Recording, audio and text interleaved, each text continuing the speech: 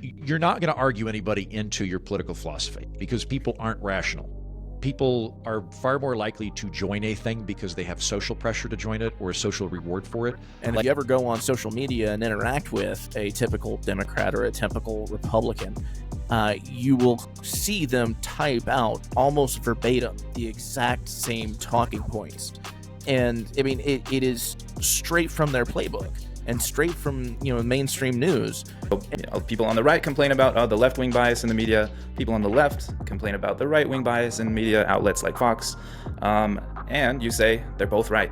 How is that possible? Yeah, they're both right. It's hard to understand what's going on in the world because all we have are the narratives presented to us by other people. One of the phrases I say way too often is that the map is not the territory. The map being whatever, what CNN is telling you about what's going on in Ukraine, and the territory being reality, what actually is going on in territory. Mm-hmm. And, I was just pointing out that so many of our maps, probably all of them, are just wrong. My buddy says, well, maybe we should just burn those maps. But I'm like, no, they're still useful as long as you understand the biases of the map maker. I think libertarians oftentimes nail the logic and don't get the emotional side.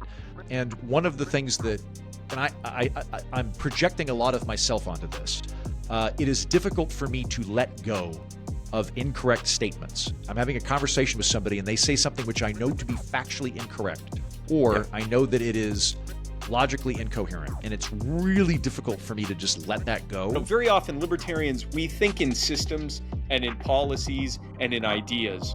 And the problem, and there's nothing wrong with that. That's actually, we're the world changers. We think the way that the people who change the world think, because they don't get caught up in this individual person or this individual group. They look at the whole thing. They take a step back and we think much more abstractly.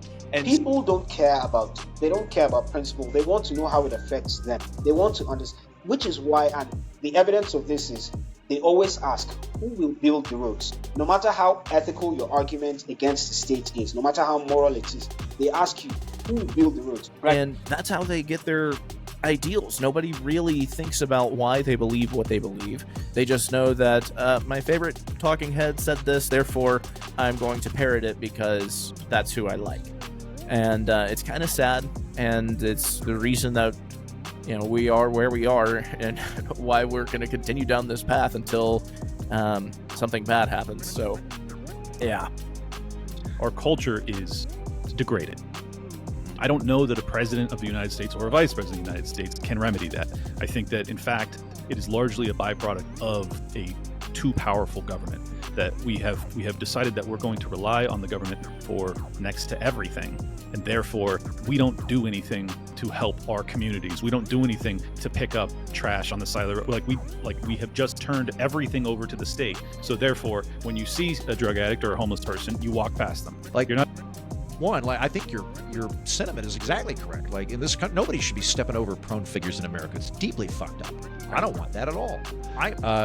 But I'm with you. Like, our goal is very, very similar here. And then the other bit too is, like, by the way, I'm open to being wrong about this. I'm curious what you want to do to fix the homeless situation. And you'll find that when people feel that they are being, they're having a dialogue and they're being heard and they're being respected, that they're so much more open to whatever you have to say than if you're just arguing with them. And a lot of libertarians kind of right out the gate are like, well, Ayn Rand, and then they'll go off on their monologue, and you can watch people tune out. That's not helpful.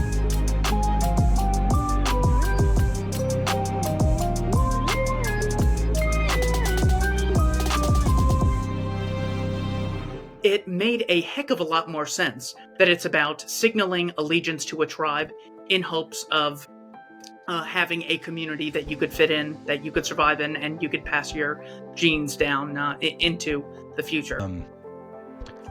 Richard Dawkins wrote The Selfish Gene, and it spoke about how we are in it for ourselves, right? And what we're finding is that community seems to work better. But community is an evolved idea because it's once again worked, right? It's been functional. I think that throughout history there's been a play on guilt, and we're susceptible to guilt. I think that's a highly effective tool for the government to use. So do you remember when the COVID shot came out? One of the big marketing tools wasn't that it was going to help you, it's going to help other people. Yeah. And if you can make somebody feel guilt, like really feel it, then I think you can control them.